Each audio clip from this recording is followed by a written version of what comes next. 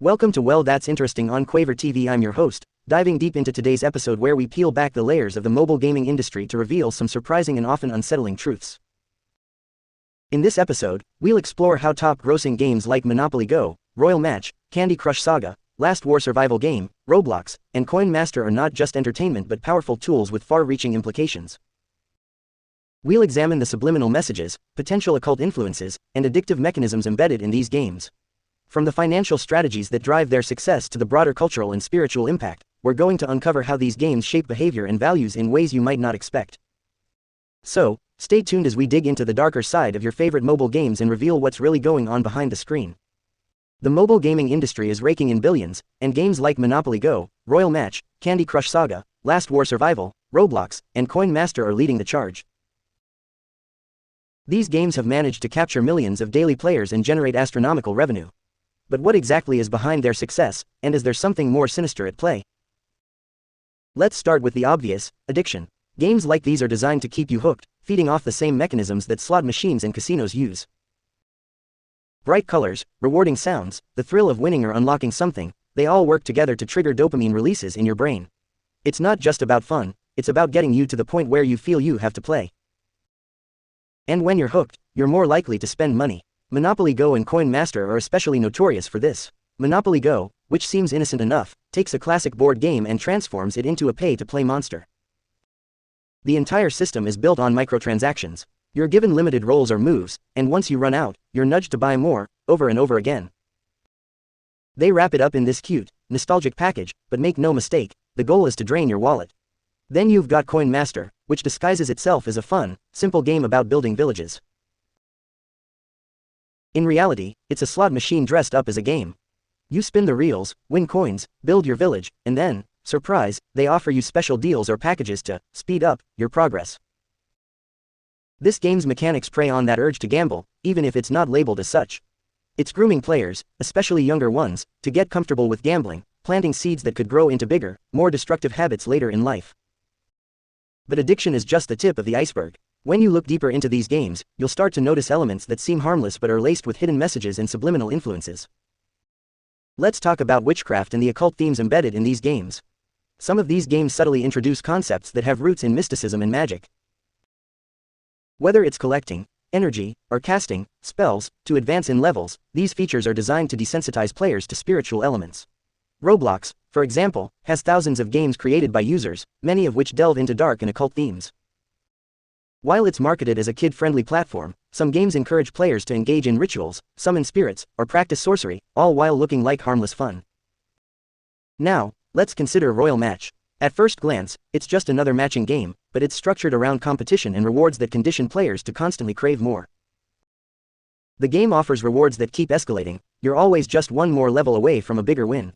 This doesn't just promote greed, it subtly conditions people to chase after things like status, power, and instant gratification. The more you engage with these mechanics, the more you're being trained to prioritize material gains over meaningful relationships and spiritual growth. But what's even more disturbing is how these companies are connected to larger organizations and movements that have a vested interest in controlling and influencing our behavior. The companies behind these games are often linked to major tech giants, data collection firms, and in some cases, organizations with questionable agendas. For instance, King, the maker of Candy Crush, is owned by Activision Blizzard, a company known for pushing boundaries in ways that sometimes conflict with Christian values. When you follow the money, it becomes clear that there's more than just entertainment behind these games. They're harvesting data, studying behavior, and fine-tuning ways to manipulate people into spending more money, while also subtly shifting their values. But what's the real endgame? Why do they incentivize us to play so much? It's about more than just profit. The more time you spend in these virtual worlds, the less time you spend in the real world, especially in prayer, study, or doing the things that God has called us to do. These games distract, consume, and even begin to replace our spiritual focus. They lead to idolizing achievements, prizes, and in-game rewards instead of seeking fulfillment in God. And let's not ignore the psychological effects. Constantly being bombarded with ads and offers to buy things in the game creates a culture of instant gratification. You're being conditioned to always want more and to expect it immediately, which can carry over into your daily life. This promotes impatience, entitlement, and a disconnect from the Christian virtues of contentment and self-control. It's also important to examine how these games push the idea of competition and selfishness. Even games like Last War Survival, which are themed around war and survival, push a narrative that encourages ruthless behavior, winning at any cost, no matter who gets hurt. This taps into darker instincts and can erode empathy and compassion over time, making people more aggressive, less kind, and more focused on their own gains. Now, let's talk about the creators. These game developers aren't just small-time programmers. Many of them are backed by billion-dollar companies with ties to massive corporate conglomerates. These companies often have agendas that go beyond entertainment. They're invested in social engineering, shaping public opinion, and shifting cultural norms. Their partnerships with data companies mean that every click, every choice you make in these games, is being tracked, analyzed, and sold. The data they gather is then used to refine their methods of influence, not just within games, but across digital platforms, from social media to online shopping. And the spiritual side of this shouldn't be overlooked. Many of these games promote the normalization of practices that are directly opposed to biblical teachings, whether it's through occult symbolism, excessive materialism, or glorifying violence. These elements may seem minor or incidental, but when you engage with them repeatedly, they start to become normalized in your mind. The more you play, the more you're subtly nudged away from God's truth and toward the lies that these games are subtly feeding you. Let's dig even deeper into this. One of the most insidious things about these games is how they prey on our natural tendencies. Humans are wired to seek rewards, but what happens when those rewards are manipulated to control behavior? In Monopoly Go, for instance, the game constantly teases you with, just one more roll, for a bigger payout. But what's actually happening? You're being conditioned to equate success with luck and chance rather than hard work or faith. Over time, this can undermine Christian values of perseverance and trust in God's plan, replacing them with a mentality that prioritizes shortcuts and immediate gratification. Games like Crush Saga are especially clever in how they drive addiction. They start off easy, letting you win a lot, and then suddenly ramp up the difficulty.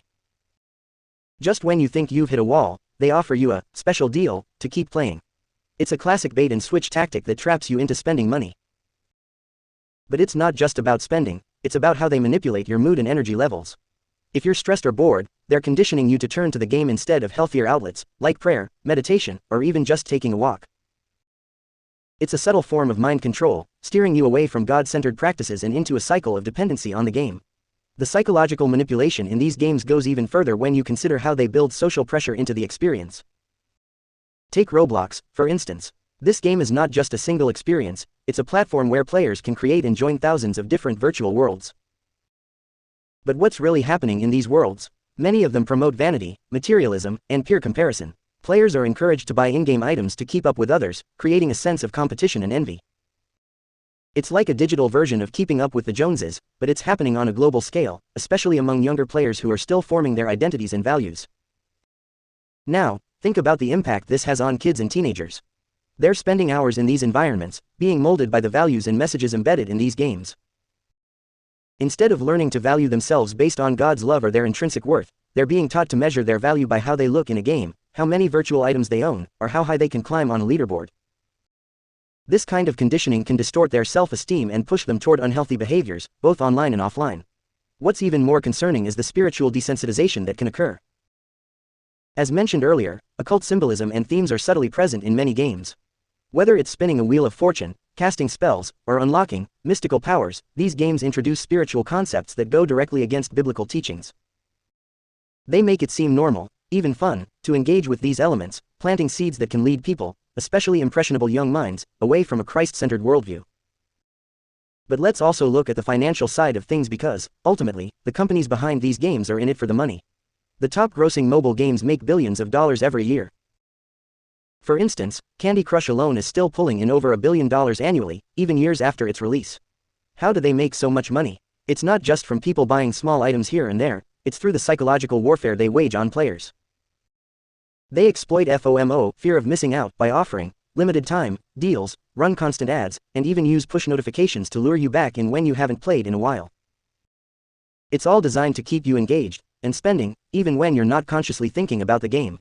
This relentless pursuit of profit isn't just greed, it's a form of modern-day slavery. People become bound to these games, spending not just their money but their time, attention, and even their peace of mind. They might start with harmless intentions, just a few minutes to unwind, but before long, they're trapped in a cycle that's hard to break. And here's where it ties back to the spiritual battle we face as Christians. Anything that draws you away from God, that consumes your time and energy in unproductive or harmful ways, can be a tool of the enemy. The developers and corporations behind these games know exactly what they're doing. They use behavioral scientists, data analysts, and even AI to fine-tune the addictive loops in these games. And when you look into some of these companies' backgrounds, you'll often find connections to organizations that have a broader agenda, whether it's normalizing gambling, promoting consumerism, or pushing social narratives that are contrary to biblical values. They're part of a system that's less about entertainment and more about control. Even the incentives they offer, like daily rewards or bonuses for logging in, or conditioning players to build habits around the game. It's training people to make the game a priority, even if just for a few minutes each day. Over time, this habit can grow into a stronghold, distracting people from more important commitments, like spending time with family, engaging in meaningful work, or pursuing a relationship with God. Let's not forget that the creators of these games are motivated by more than just making a quick buck. They're connected to an industry that thrives on data collection, behavioral manipulation, and social influence. Some of these companies are tied to major tech firms that have a track record of pushing controversial agendas or censoring Christian viewpoints. When you engage with their games, you're feeding into a system that is increasingly shaping culture, values, and even beliefs in ways that conflict with the Christian worldview. What about the broader implications? The more society normalizes these forms of entertainment, the easier it becomes to accept other compromises. These games may seem trivial at first, but they're part of a larger cultural shift that prioritizes pleasure, consumption, and self-centeredness over community, discipline, and spiritual growth. In a world where everything is designed to cater to your desires and impulses, it's harder to hear the still, small voice of God calling you to a higher purpose. Let's dig into the real motivations behind why these companies push these games so aggressively. It's not just about profit, although that's a huge factor, but also about influencing behavior and values on a deeper level. When you examine these companies, you'll notice they employ psychologists, data scientists, and even experts in addiction to craft experiences that are practically irresistible. This is why games like Royal Match, Coin Master, and Roblox rake in billions. They've perfected the art of creating a cycle that keeps you coming back for more, even when you know it's not good for you. Think about how these games make you feel when you play. They give you these little bursts of dopamine whenever you win, level up, or unlock something new. That's no accident. It's scientifically engineered to make your brain crave more. Over time, it's easy to get hooked, and that's where they start making their money. It's not just a game at that point, it's a habit. They make you dependent on those little hits of satisfaction so that when you're stressed, bored, or just have a few minutes to kill, the first thing you think about is opening the app. But let's take it a step further. What are the spiritual implications of this kind of conditioning? As Christians, we're taught to find our peace and fulfillment in God, to trust Him with our needs and desires. These games, however, are training people to seek that sense of fulfillment in something else, in digital rewards, virtual items, or fleeting victories. It's a subtle but powerful shift away from a God-centered life. Over time, people start prioritizing the game over things that really matter, like prayer, family time, or even just getting a good night's sleep. And here's where the really dark stuff comes in. When you dig into the symbolism and themes embedded in some of these games, you'll find traces of occult imagery, pagan references, and even concepts that subtly undermine Christian teachings. In Coin Master, for example, you're encouraged to spin the wheel, like some kind of ritual to gain resources. It's reminiscent of gambling, yes, but also of older, pagan practices where people sought favor from gods or spirits through chance and fate. It's all packaged as harmless fun, but it's normalizing behaviors and beliefs that can draw people away from the truth. Roblox is another big one, especially for younger audiences. This game is filled with user-generated content, meaning that anyone can create a world or experience. On the surface, it seems like a creative outlet, but in reality, it opens the door to all kinds of influences. Some of the most popular games in Roblox are rife with materialism, vanity, and even power fantasies that glorify things like violence or domination. Kids and teens, who are still figuring out their identity and values, are soaking this in without even realizing it. Over time, it shapes how they see the world, what they aspire to, and even how they treat others. Now, let's talk about the companies behind these games. Most of them are connected to major corporations with deep ties to the tech and entertainment industries. These are the same industries that often push agendas that conflict with Christian values, whether it's through movies, music, or social media.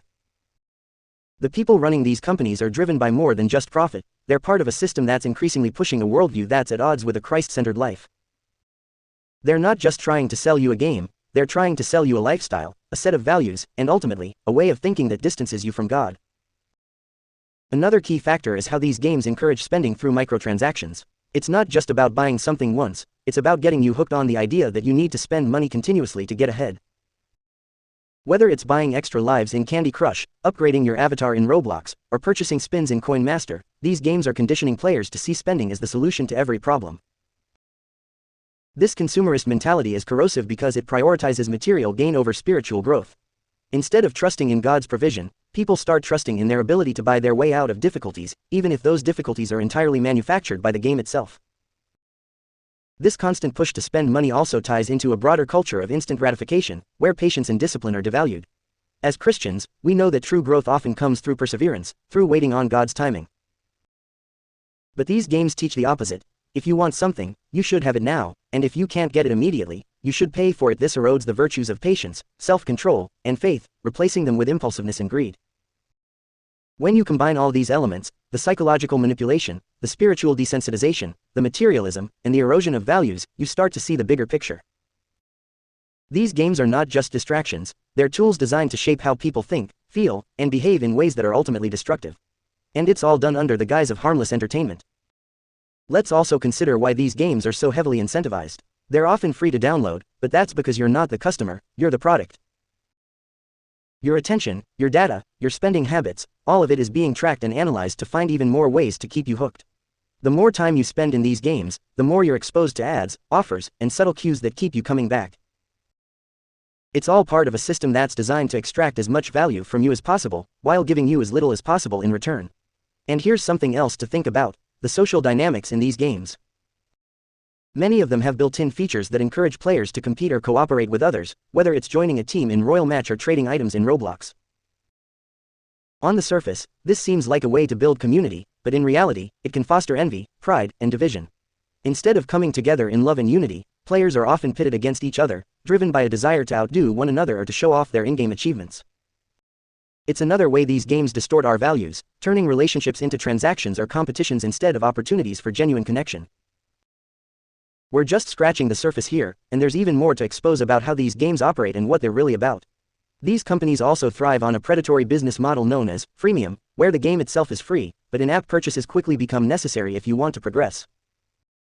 This model is particularly harmful because it preys on vulnerable individuals, especially kids, who don't always understand the value of money or the consequences of their spending. Parents often discover too late that their child has racked up hundreds, sometimes thousands of dollars, on virtual items that have no real value. From a Christian perspective, this exploitation of innocence and ignorance is deeply troubling. Take Monopoly Go, for example. The game is designed to make you feel like you're always just one purchase away from winning big. But just like in real gambling, the house always wins. The game tempts players with limited-time offers, shiny rewards, and flashy animations that trigger the brain's reward system, creating a loop that's hard to break. The game's creators, like many others in this industry, are using psychological manipulation to keep people trapped in a cycle of spending, frustration, and false hope. This echoes the biblical warning against greed and the love of money, which the Bible calls the root of all kinds of evil, 1 Timothy 6:10. It's also important to look at who's behind these games. Companies like King, which makes Candy Crush, and Moon Active behind Coin Master, are part of larger corporate networks that are deeply intertwined with the entertainment and tech industries. These industries are often aligned with agendas that are directly opposed to Christian values, promoting materialism, instant gratification, and even spiritual compromise. Some of these companies are backed by investors with connections to global media conglomerates that push content saturated with anti-biblical messages. It's no surprise that the games they produce carry the same underlying themes. These games are also conditioning people to accept surveillance and data mining as normal. When you sign up, you're often required to give access to your social media accounts, contacts, and personal data. This information is then used to target you with personalized ads and offers, and in some cases, sold to third parties. This normalization of data harvesting has broader implications for privacy and freedom, which are increasingly under threat in our digital age. It's conditioning people, especially younger generations, to be comfortable with giving up their personal information in exchange for temporary entertainment. Spiritually, this represents a deeper issue of placing trust in the world's systems rather than in God. When you step back and look at the bigger picture, you start to see how these games are more than just time wasters. They're part of a broader strategy to influence how people think, spend, and even relate to others. By constantly pushing users to chase after virtual rewards, these games subtly reinforce the idea that fulfillment can be found in material things, a lie that's completely at odds with Christian teaching. Jesus made it clear that our lives do not consist in the abundance of possessions, Luke 12:15, yet these games are designed to make us believe the opposite. Moreover, the social aspect of these games often leads to unhealthy comparisons.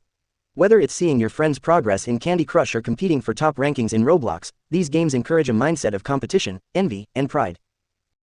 Instead of focusing on building each other up in love and good works, as Hebrews 10:24 urges, these games drive people to outdo one another in pursuit of meaningless virtual status.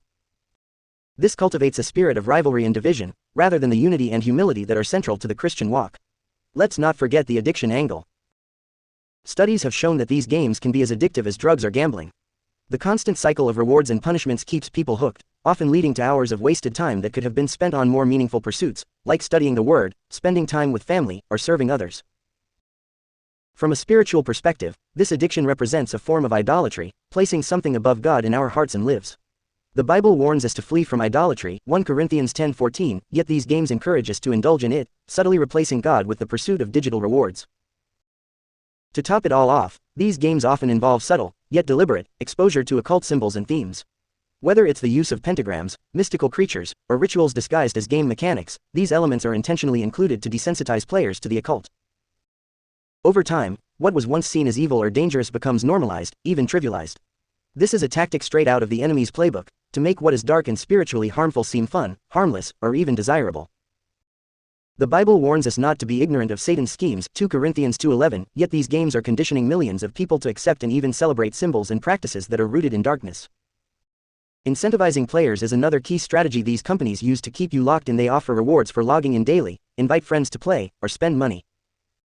It's all designed to create habits that lead to addiction. The incentives might seem small, like a few extra coins or a bonus spin, but they're powerful in reinforcing the cycle of playing, spending, and craving more. This kind of psychological manipulation is exactly what Jesus warned about when he said that no one can serve two masters. You can't serve both God and money, Matthew 6:24. These games are designed to make money your master by constantly tempting you to spend. So why do these games make so much money? It's because they've tapped into the sinful nature of the human heart, greed, envy, pride, and the desire for instant gratification. They know that by offering a shortcut to pleasure, even if it's fleeting and ultimately empty, they can get people to hand over their time, attention, and money. This is why companies like Activision Blizzard, King's parent company, and Moon Active rake in billions each year. They've perfected the art of exploiting human weakness for profit.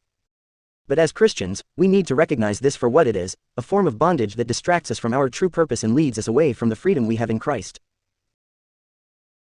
As we dive deeper into these games, we can't ignore the creators and the organizations they're connected to. Many of these companies are not just small startups but major players in the global tech and entertainment industries. Take Activision Blizzard, the parent company behind Candy Crush. They're part of a larger network of corporations that have ties to media giants, Hollywood, and even the gambling industry. These connections raise questions about what values and ideologies are being subtly promoted through their games. For instance, it's no coincidence that games like Roblox encourage young players to spend money on virtual items, teaching them to prioritize material wealth and status. Roblox, in particular, has created an entire economy where players, many of whom are children, are groomed to become consumers. The platform allows kids to design, buy, and sell virtual goods, making it seem like entrepreneurship. But beneath the surface, it's training a generation to chase after vanity and the approval of others. From a Christian perspective, this is a form of worldly temptation, pulling people further from a life of humility and service. And then there's the issue of surveillance. Many of these apps are gathering extensive data on their users, including their spending habits, preferences, and even their emotional triggers. This data is then used to manipulate players into spending more, often through targeted ads and special offers that seem too good to pass up. The scary part is that most people aren't even aware that this is happening. They think they're just playing a game, but in reality, they're being tracked, studied, and manipulated. This kind of data harvesting is deeply concerning from a Christian standpoint because it normalizes the invasion of privacy and promotes a culture where people are willing to give up their personal information for a few moments of entertainment. The Bible warns us in Proverbs 22:3 that the prudent see danger and take refuge, but the simple keep going and suffer for it. These games are designed to make us simple, to blind us to the dangers of freely giving away our information and becoming addicted to things that ultimately don't matter. And let's talk about the social impact. Games like Royal Match and Coin Master encourage players to interact with each other, but not in ways that promote genuine relationships.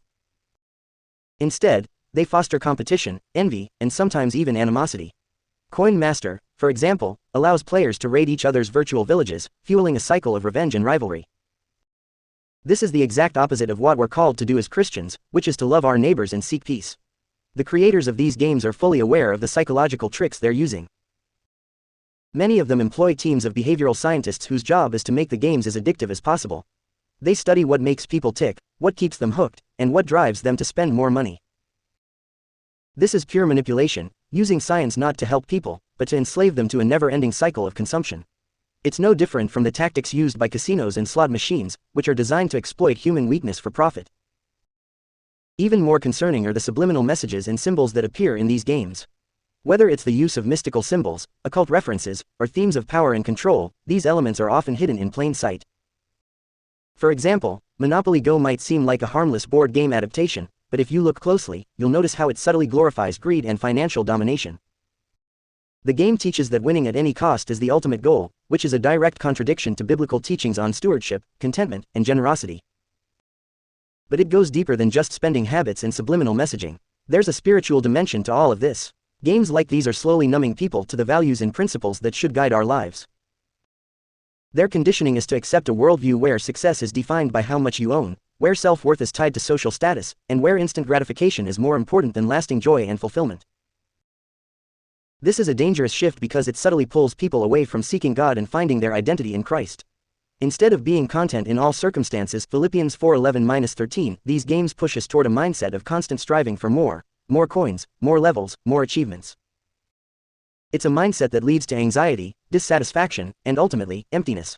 And as Christians, we know that only Christ can truly satisfy the longing in our hearts. Yet these games are designed to fill that void with things that can never deliver real peace or joy. We also have to consider the spiritual warfare aspect. The enemy is crafty, and he uses subtle means to lead people astray. By normalizing greed, competition, and materialism through these games, he's planting seeds that can grow into much bigger issues down the line. What starts as a harmless pastime can quickly turn into an obsession that takes time away from God, family, and the things that truly matter. It's the classic tactic of making sin seem insignificant or harmless, when in reality, it's pulling people further from God's truth. As we wrap up this section, let's not forget that the creators of these games are not just interested in making money, they're shaping culture. They're part of a larger agenda that's promoting values contrary to the Christian faith, whether that's through promoting a love of money, normalizing the occult, or desensitizing people to the dangers of addiction. It's crucial that we remain vigilant and discerning, not just for ourselves but for those who might be more vulnerable to these influences. Now that we've identified the spiritual underpinnings and manipulative strategies behind these games, we also need to examine why they're so effective at keeping people hooked. There's a reason why games like Coin Master and Candy Crush are top grossing, and it's not just because they're fun. These games are engineered to exploit psychological triggers in ways that border on mind control. Take, for instance, the concept of reward loops. Every time you spin the wheel in Coin Master, you get a hit of dopamine, the brain's feel-good chemical. That rush of excitement keeps you coming back, even if you're not winning much. This is the same mechanism that drives addiction to gambling. It's the anticipation of a win, not even the win itself, that keeps people trapped in this cycle.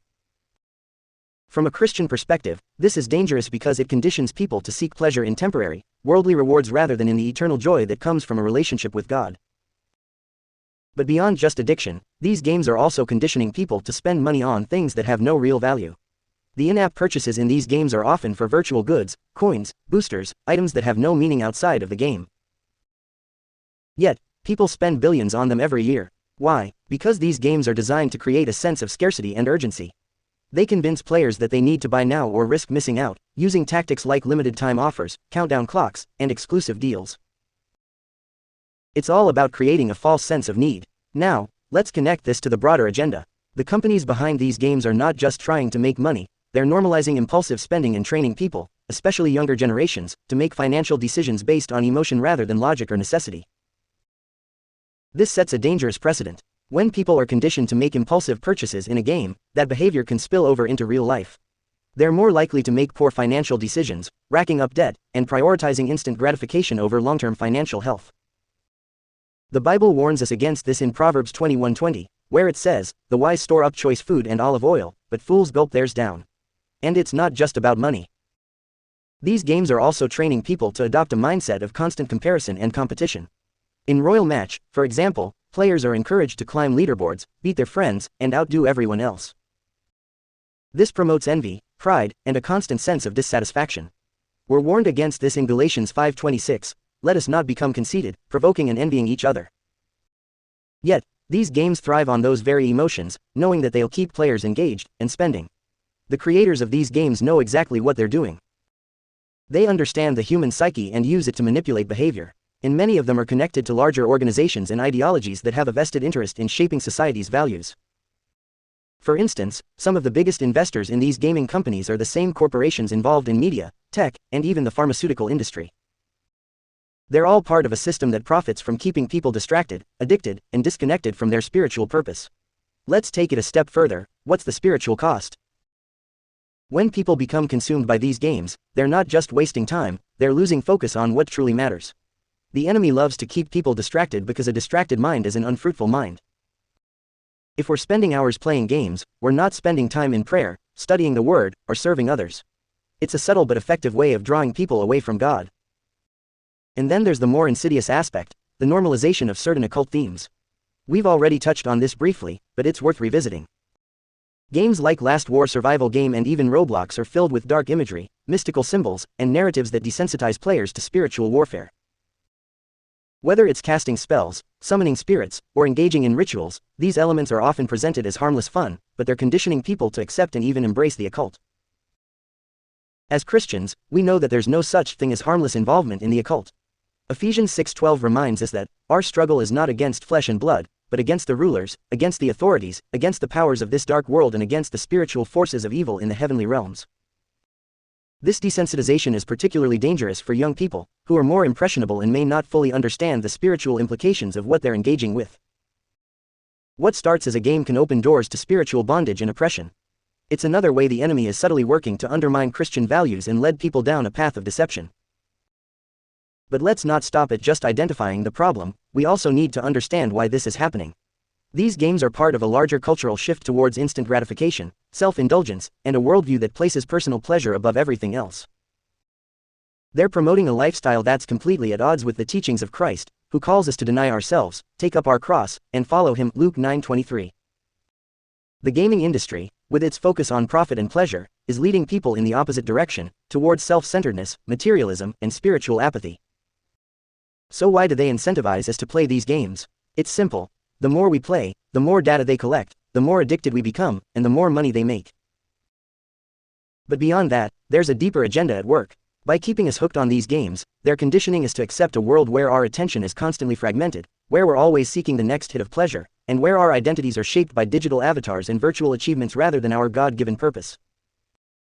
When we look at the companies that are creating these games, we see a pattern of connections that's not just about business, but about ideology. For example, the creators of games like Monopoly Go and Candy Crush are part of massive conglomerates like Activision Blizzard and Scopely. These companies are not only involved in the gaming industry but are also tied into media, tech, and entertainment networks that influence culture on a global scale. Now, why is that significant? Because these corporations aren't just focused on making profits, they're pushing worldviews and behaviors that align with the spirit of the age.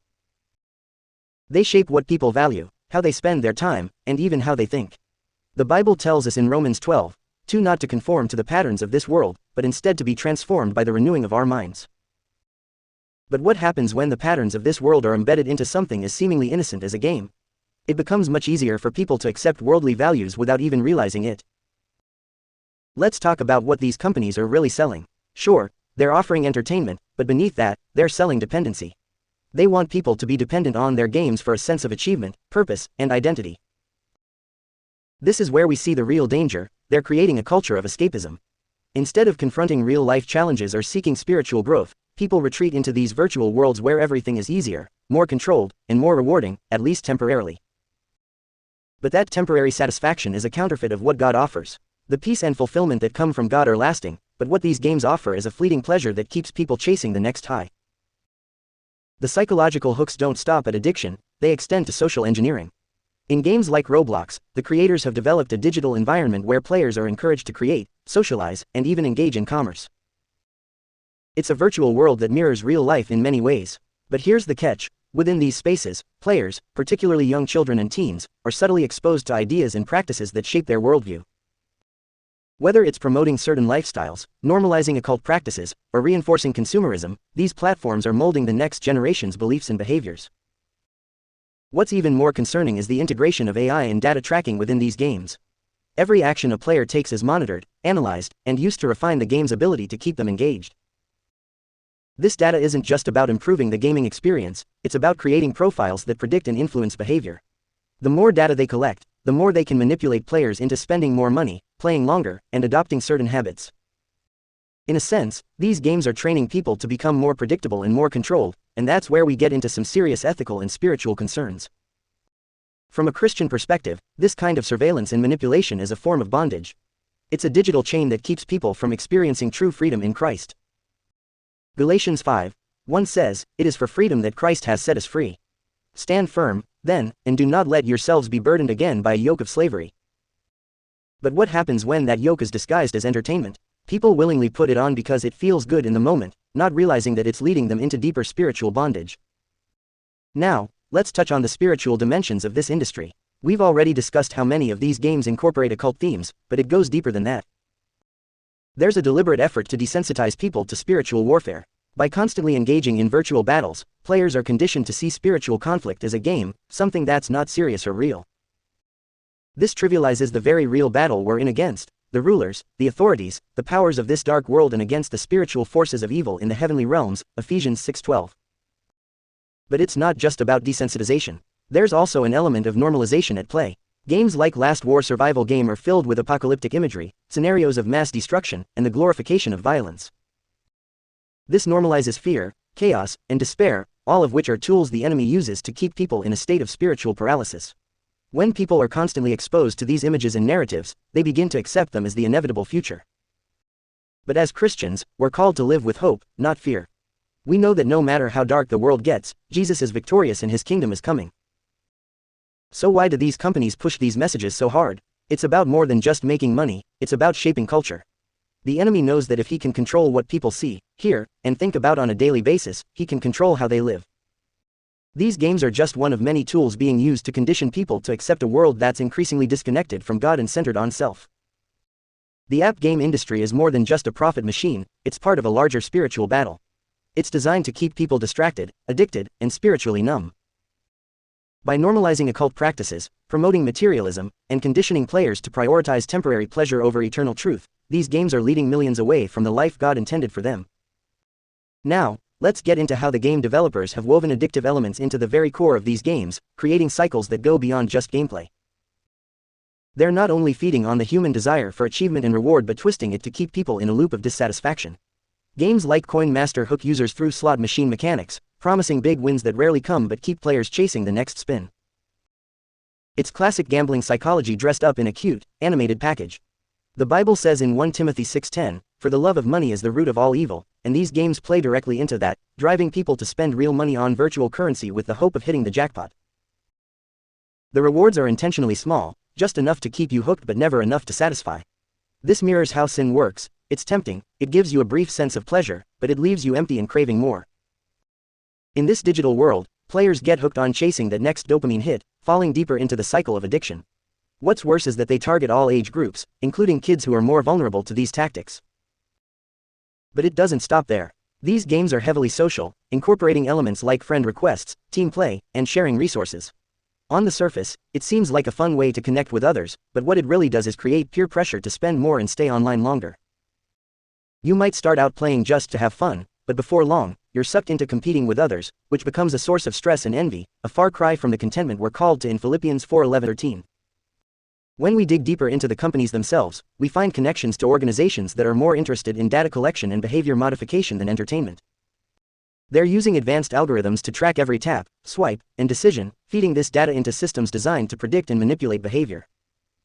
This isn't just about keeping you playing, it's about learning how to subtly guide you towards spending more money, dedicating more time, and accepting certain ideas or habits as normal. It's subtle mind control. They're training players like Pavlov's dogs, ringing the bell of rewards to get the desired response. There's also a spiritual dimension at play. Many of these games incorporate occult symbols, themes of power and control, and a fascination with apocalyptic scenarios. Whether it's the tarot cards in Coin Master or the mystical elements in Royal Match, these are not just random design choices. They're desensitizing players to spiritual darkness. The Bible warns us in Ephesians 5:11 to have nothing to do with the fruitless deeds of darkness, but rather expose them. But instead of rejecting these things, people are unwittingly engaging with them daily, opening doors to spiritual influence. Why do these games make so much money? Because they're not just selling entertainment, they're selling escapism, control, and a counterfeit sense of purpose. They create environments where players feel powerful, in control, and rewarded, all while disconnecting from real life. It's a form of idolatry, placing something above God in your heart and mind. These games subtly encourage players to depend on them for comfort, satisfaction, and identity. And that's why they're so lucrative. They fill spiritual voids with digital distractions, all while siphoning off real money.